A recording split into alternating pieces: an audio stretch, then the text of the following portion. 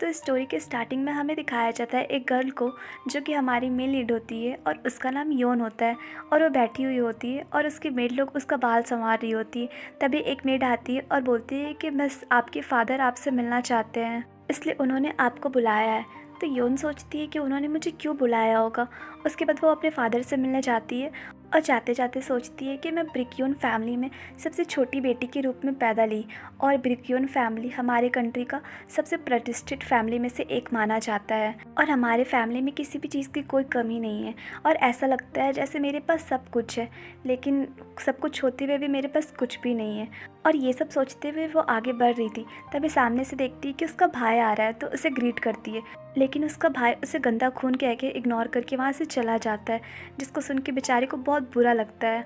और सोचती है मुझे यहाँ सब नीची दृष्टि से देखते हैं, और वो इसलिए क्योंकि मेरी मॉम यहाँ की मेड थी, और मेड होने के कारण कभी भी उन्हें रिस्पेक्ट नहीं मिला, और इसलिए मुझे भी कोई रिस्पेक्ट नहीं मिलता है। और ऐसे सोचते सोचते वो अपने फादर के सामने पहुँच जाती है, और फादर देख के बोलते हैं कि योन तुम आ गई।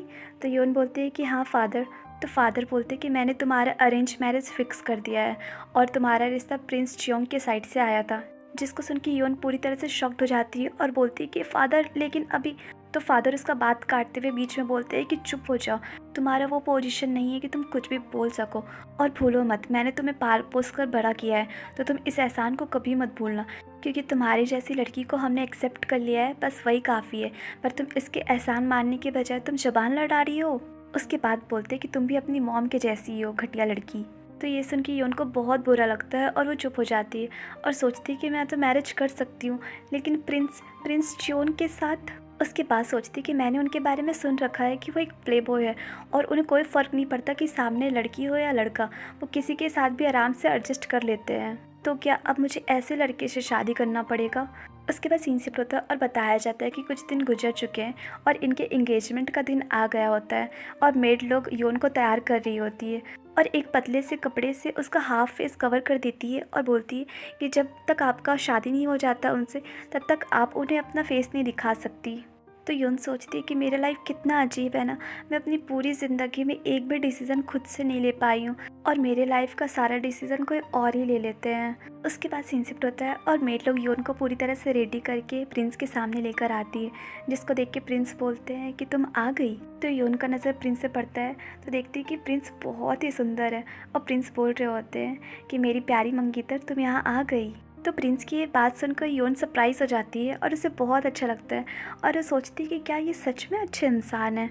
उसके प्रिंस आगे आते हैं और उसका हाथ पकड़कर अपने पास लेकर आते हैं, जिसको देख के वो सोचती है कि ये तो बहुत ही अलग है, मैंने इनके बारे में जो अफवाह सुनी थी वो बिल्कुल झूठ है, ये बहुत ही स्वीट से हैं। और उसके बाद दोनों का इंगेजमेंट हो जाता है। उसके बाद दोनों अपने अपने घर चले जाते हैं और शादी होने का वेट करते हैं। और प्रिंस के साथ इंगेजमेंट के बाद योन का लाइफ पूरी तरह से बदल जाता है। अब उसके फैमिली वाले उसे अलग तरह से ट्रीट नहीं करते हैं, ना ही टॉर्चर करते हैं। अब उसका भाई उसे देखता भी है तो बस अजीब सा देख के चला जाता है, लेकिन कुछ नहीं बोलता, क्योंकि प्रिंस के साथ इंगेजमेंट करने के बाद योन का रेपुटेशन हाई हो जाता है, और इस रेपुटेशन के साथ उसे कोई भी बुली नहीं कर सकता। और जितना सम्मान प्रिंस को मिलता है उतना ही सम्मान उसकी वाइफ को मिलेगा, चाहे वो कितनी नीच कुल की क्यों ना हो। उसके बाद सारे लोग योन को अच्छे से ट्रीट कर रहे होते हैं, जिसको देख के योन बहुत खुश होती है और सोचती है कि उन्होंने मुझे ऐसी फैमिली से बचा ली है।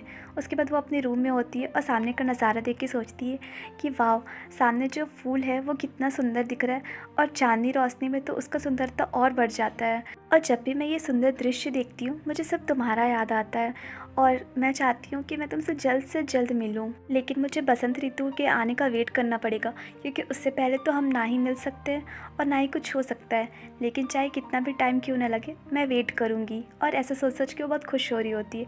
फिर सोचती है कि वो बहुत ही रोमांटिक है, और उनके बारे में जो अफवाहें थी सब गलत थी, और वो ये सब सोच सोच कर अपना दिन अच्छे से गुजार रही थी।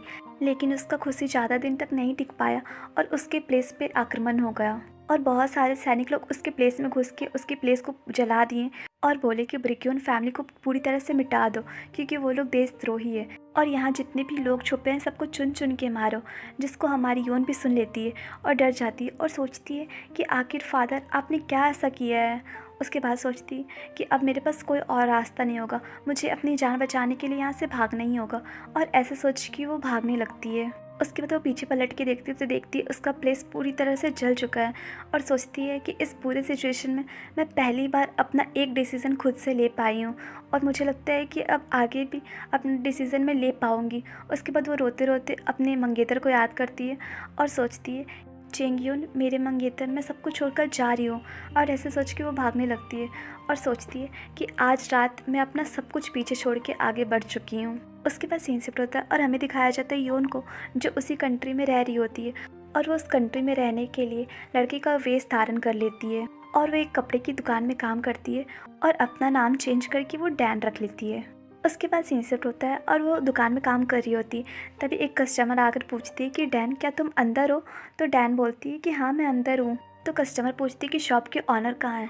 तो डैन बोलती है कि वो मेओल कोठा गए हैं कपड़े पहुँचाने। उसके बाद वो सारे कपड़े को सजा कर रख रही होती है और सोचती है कि मैं इस दुनिया में खुद को बचाने के लिए लड़का बन गई और एक कपड़े दुकान में काम करती हूँ और मैंने ये सही डिसीज़न लिया है लड़का बनकर, क्योंकि लड़की बन के जीना बहुत मुश्किल था मेरे लिए, वो भी अकेले। और ये सब सोच रही होती है तभी कस्टमर पूछती है कि डैन तुम एक लड़के हो ना, तो तुम लड़कियों में कभी इंटरेस्ट क्यों नहीं दिखाते हो? जब देखो सिर्फ काम करते रहते हो। तो डैन बोलती है वो इसलिए क्योंकि मुझे ये काम बहुत पसंद है, तो मुझे अच्छा लगता है। और मन में सोचती है कि मैं एक लड़की हूँ तो मुझे दूसरी लड़की में कोई इंटरेस्ट नहीं है। उसके बाद कस्टमर देखती है कि वहाँ से प्रिंस क्रॉस कर रहा होता है, पर उसे मालूम नहीं होता है कि वो प्रिंस है, जिसको देख के बोलती है ओ माय गॉड, उस आदमी को देखो, वो दिन के समय कोठा जा रहा है। लगता है कि इसको कोई भी शर्म लिहाज नहीं है और ना ही अपने घर वालों के बारे में सोचता है। जिसको सुन के योन पूछती है कि आप किसके बारे में बात कर रही हैं? तो कस्टमर बताती कि वो देखो सामने जो आदमी जा रहा है उसके बारे में तुमने कभी नहीं सुना क्या? वो आदमी आजकल मेओल में बहुत दिख रहा है और इवन दिन में भी आजकल दिख रहा है। और मैंने सुना था कि वो आदमी किसी अमीर घर का बेटा है या फिर कोई उच्च अधिकारी का बेटा है, लेकिन किसी को भी अभी तक उसका ट्रू आइडेंटिटी नहीं पता कि आखिर वो है कौन। उसके बाद बोलती उसे देखो ना, वो बहुत हैंडसम है और उसको देखकर ऐसा नहीं लगता है कि वो कोठा जाता होगा, पर अब जाता है, यही सच है। जिसको सुन के डैन हंसती है और बोलती है कि मिस क्या आपको कोई कपड़ा नहीं खरीदना है क्या? तो कस्टमर बोलती है हाँ हाँ खरीदना है, मैं बस थोड़ा बातों में उलझ गई थी, वैसे दिखाओ आज क्या नया आया है। तो डैन बोलती कि रुकिए एक मिनट दिखाती हूँ। और इधर दिखाया जाता है प्रिंस को, जो कि अपना चुपचाप से जा रहे होते हैं। उसके बाद सीन शिफ्ट होता है और हमें दिखाया जाता है कि दुकान के ऑनर आ चुके हैं और बहुत सारा फैब्रिक डैन को देकर बोलते हैं कि डैन प्लीज़ तुम्हें आज मेरे लिए एक काम करना होगा और तुम्हें आज मेरे जगह पे म्यूल कोठा जाना होगा ये फैब्रिक पहुंचाने के लिए। तो डैन बोलती है कि क्या अभी इस वक्त, क्योंकि इस टाइम रात हो रहा था तो वो थोड़ी सी घबराई हुई होती है। तो ऑनर बोलते हैं कि हाँ इसी टाइम जाना होगा, क्योंकि उन्होंने डिमांड किया है कि सारे कपड़े आज ही पहुंच जाने चाहिए, इसलिए अब तुम बात बंद करो और जाओ यहाँ से जल्दी। तो डैन बेचारी कुछ कुछ अपने मन में सोच रही होती है। उसके बाद सीन शिफ्ट होता है और वो कोठा पहुंच जाती है, जहाँ पे दो आदमी लोग बोलते हैं कि तुम यहाँ आ गए। तो डैन बोलती है कि जो जो कपड़े का ऑर्डर आया था मैं वो कपड़ा ले आया हूँ। तो गार्ड बोलते कि ठीक है आप टेलर रूम में सीधा चले जाइए, वैसे आपको पता है ना कि टेलर रूम कहाँ है? वो 4th फ्लोर में है, आपको पता है ना? तो डैन बोलती है कि हाँ मुझे पता है, मैं चला जाऊँगा। और ऐसे बोल के वो जाने लगती है। तभी वो गार्ड लोग का बात सुनती है, जो कि कह रहा होता है कि तुमने सुना बहुत सारी सुंदर सुंदर लड़कियाँ यहाँ पे आई है। तो दूसरा गार्ड बोलता है कि तुम्हें कोई लड़कियाँ पसंद आई? तो ये सब सुन के डैन सोचती है मैंने बहुत सही डिसीज़न लिया लड़का बनकर, क्योंकि अगर मैं लड़की रहती तो इस डेंजरस वर्ल्ड में सर्वाइव करना मेरे लिए बहुत मुश्किल होता। और ऐसे सोचते सोचते वो जा रही होती, तभी वो सामने का व्यू देखती है जो बहुत ही सुंदर होता है, जिसको देख के सोचती है कि अगर क्या होगा अगर ये सब सपना हुआ तो, और मैं अचानक से उठ जाऊंगी और पता चलेगा कि ये सब सपना था, तो फिर से मुझे उन्हीं लोगों के साथ रहना पड़ेगा। लेकिन अगर मैं उन लोगों के साथ रहती तो मेरा शादी प्रिंस के साथ ज़रूर होता और अभी हम लोग हस्बैंड वाइफ होते। और ऐसे सोच सोच के वो आगे बढ़ ही रही होती है। तभी प्रिंस पीछे से आकर बोलते हैं कि क्या इससे पहले हम लोग कहीं मिले हैं? जिसको सुन के डैन पीछे पलटती है तो देखती है कि वो आदमी काफ़ी क्लोज है और उसे ही घूर रहा है, जिसको देख के वो पूरी तरह से शॉक्ड हो जाती है और बोलती है कि आपने तो मुझे डरा ही दिया। फिर वो अच्छे से देखती है तो देखती है ये तो प्रिंस च्योंग है, जो कि मेरे मंगेतर है और जिससे मेरा शादी होने वाला था, लेकिन ये यहाँ कैसे? और ऐसा सोच रही होती है तभी उसका फैब्रिक प्रिंस के हेड पे जाके लगता है, जिसको देख के वो और शॉक्ड हो जाती है और बोलती है कि आज का दिन ही खराब है। फिर वो सॉरी बोलती है। तो प्रिंस हंसते हैं और बोलते हैं कि एक नीच व्यक्ति का इतना हिम्मत जो मेरे प्रीसियस बॉडी को टच करे। जिसको सुन के योन डर जाती है और सोचती है कि ओ गॉड, मैं तो बर्बाद हो गई, मैं कैसे उनके ऊपर अपना फैब्रिक गिरा सकती हूँ, और प्रिंस यहाँ पे क्या ही कर रहे थे। उसके बाद बोलती है कि मुझे पता है मैंने बहुत बड़ा पाप किया है और इसकी सज़ा सिर्फ मौत है, लेकिन प्लीज़ आप मेरे पे थोड़ा दया दिखाइए और मुझे छोड़ दीजिए प्लीज़ प्लीज़। तो प्रिंस बोलते हैं कि अपना हेड ऊपर करो। उसके बाद उसे प्यार से टच करते हैं और स्माइल करते हैं और बोलते हैं कि क्या तुम श्योर हो कि तुम मुझे नहीं जानते। तो योन मन में सोचती है कि क्या ये मुझे पहचान लिए हैं। नहीं नहीं, ये मुझे नहीं पहचाने तो अच्छा होगा, वरना मेरे लिए मुसीबत खड़ा हो सकता है।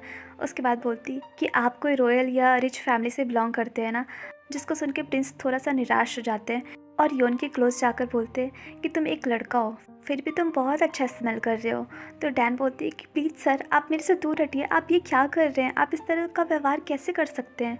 तो प्रिंस बोलते हैं कि क्यों नहीं कर सकता, तुम भी तो यहाँ पे आए हो ना मज़े के लिए, तो मैं बस वही कर रहा हूँ। तो डैन बोलती है कि मैं बस एक मामूली सा सर्वेंट हूँ और मैं यहाँ पे फैब्रिक पहुँचाने आया था, और मुझे यहाँ के प्लेस से कोई लेना देना नहीं है, और ना ही मैं यहाँ पे एंजॉय करने आया हूँ, और ना ही मुझे सेम जेंडर में कोई इंटरेस्ट है। तो प्रिंस बोलते ओह ऐसा बात है, ये तो बहुत ही बुरा हुआ, क्योंकि मुझे तो इंटरेस्ट है सेम जेंडर में। उसके बाद बोलते कि खैर छोड़ो, ये तुमने मेरी बॉडी को टच किया है तो तुम्हें पे करना ही पड़ेगा, और तुम एक कपड़े दुकान में काम करते हो तो तुम्हें पता ही होगा कि हर चीज़ का प्राइस कैसे देते हैं, तो तुम डिसाइड कर लो कि तुम मुझे क्या पे करोगे। जिसको सुन के योन पूरी तरह से शॉक्ड हो जाती है और सोचती है कि ओ गॉड, मैंने कहाँ टच किया, मेरा हाथ तो टच भी नहीं हुआ, ये फैब्रिक टच हुआ ना, तो फिर इतना क्यों, और ये क्या चाहते हैं, मैं इनके लिए क्या करूं। और ये सब सोच रही होती तभी एक लेडी आती है जो कि बोलती कि डैन तुम यहाँ। तो डैन बोलती कि जूहे, मैं यहाँ कपड़ा पहुँचाने आई थी, और ये जो जूहे है वो मेहुल कोठा की नंबर 1 मिस्ट्रेस होती है। उसके बाद जूहे का नज़र प्रिंस पे पड़ता है, पर उसे मालूम नहीं होता है कि वो प्रिंस है, जिसको देखकर बोलती है कि सर आप काफ़ी लेट आए हैं, मैं परेशान हो गई थी ये सोचकर कि आप आओगे भी या नहीं। उसके बाद वो डैन को बोलती कि डैन तुम जो कपड़ा लाए हो उसको जाके टेलर रूम में रख दो। तो डैन बोलती कि ठीक है, मैं रखने जा रही हूँ, और ऐसे बोल के वो जाने लगती है।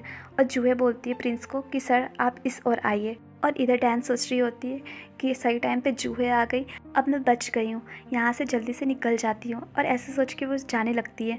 और प्रिंस उसे बोल रहे होते हैं कि जल्दी ही मैं तुम्हें ढूंढ लूँगा और तुम्हारे पास आ जाऊँगा। जिसको सुन के डैन पीछे पलटती है और थोड़ा सा डर जाती है। उसके बाद अपना कपड़ा पहुंचाकर घर की साइड भागने लगती है। तो गाइस ये चैप्टर यहीं पे एंड हुआ, और आप लोग मुझे कमेंट करके सब बताइएगा कि ये न्यू स्टोरी आप लोगों को कैसी लग रही है, और अगर वीडियो पसंद आई हो तो चैनल को लाइक शेयर एंड सब्सक्राइब कीजिए। Bye bye.